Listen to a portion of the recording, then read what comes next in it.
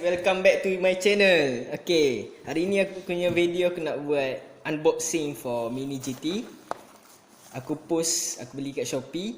So, kita akan bukakannya. Nak tahu apa Mini GT apa? Okay, jom kita tengok. Okay, so kita akan bukakannya.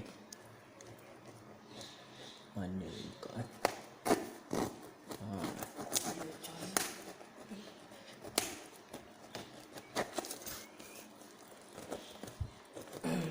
Uish, kotak dia.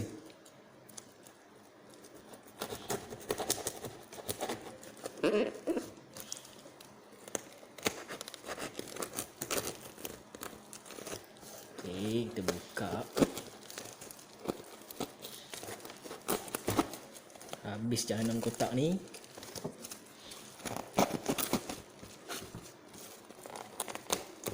Aduh deh. Alright. Kita dah buka.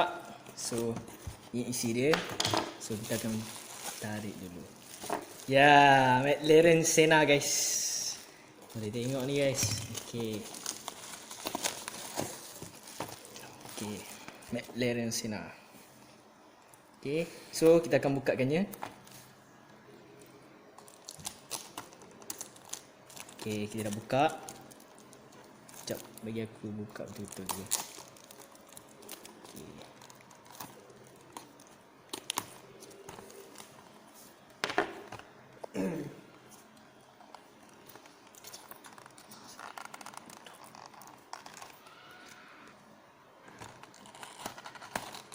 Okay, aku dah buka. Oh, dah jadi macam ni. So, kita tengok apa isi dia.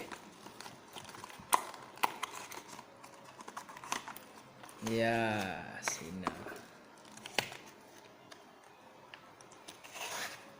Lawa ni.